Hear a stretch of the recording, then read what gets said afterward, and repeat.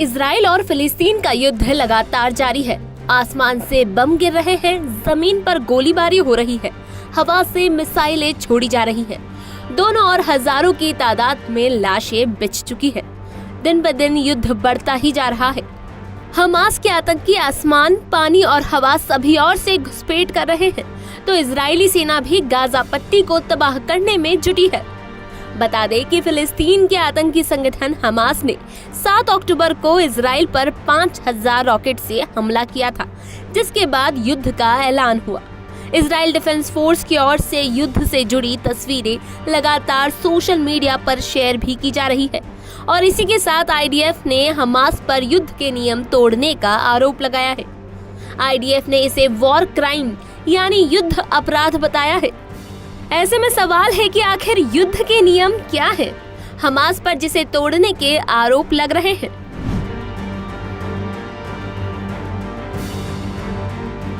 तो आपको बता दें कि दूसरे विश्व युद्ध के बाद कुछ नियम तय किए गए थे। अगर युद्ध के नियमों का उल्लंघन होता है तो इसे वॉर क्राइम यानी कि युद्ध अपराध कहा जाता है। साल 1939 से 1945 तक दूसरा विश्व युद्ध हुआ। दूसरे विश्व युद्ध में घनघोर तबाही हुई। ऐसी तबाही दोबारा नहीं हो, इसके लिए दुनिया के देशों ने मिलकर युद्ध के नियम बनाए। इसके लिए दुनिया भर के नेता साल 1949 में स्विट्जरलैंड की राजधानी जेनेवा में जुटे। इस कन्वेंशन को जेनेवा कन्वेंशन कहा गया।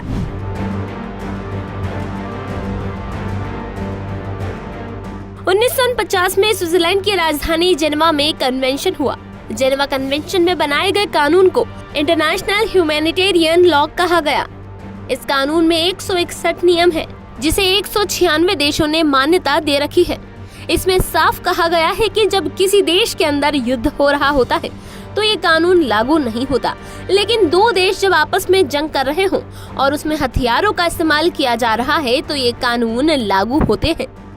चलिए आपको बता दें कि वो क्या नियम हैं जिन्हें 1949 जेनेवा कन्वेंशन में बनाया गया, जिसे तोड़ना युद्ध अपराध माना जाता है।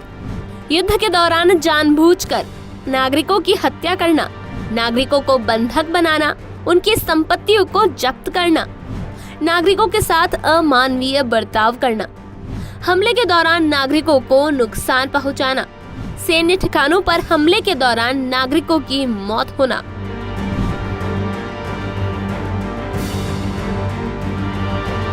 अगर इन नियमों को तोड़ा गया तो युद्ध अपराधों के लिए घरेलू कानून के आधार पर आरोप तय किया जाता है। अगर घरेलू कानून के आधार पर आरोप तय नहीं हुआ तो फिर मामला इंटरनेशनल क्रिमिनल कोर्ट में पहुंचता है और वहां आरोप तय किया जाता है। आईसीसी की स्थापना साल 2002 में हुई। इसके 123 सदस्य देश हैं। इन सदस्य देशों में होने वाले युद्ध अपराधों के खिलाफ आईसीसी जांच करती है। बता दें कि हमास इन कानूनों का लगातार उल्लंघन कर रहा है। आईसीसी में इजराइल के वकील निक कॉफमैन ने गाजा सीमा के पास एक म्यूजिक फेस्ट में हमास के हमले का उदाहरण दिया है। हमास युद्ध में बर्बर हो रहा है। इजरायलियों को बंधक बनाने के साथ ही परिसरों में कब्जा किए हुए है। आईसीसी में हमास के खिलाफ इजराइल ने सबूत दे दिए हैं।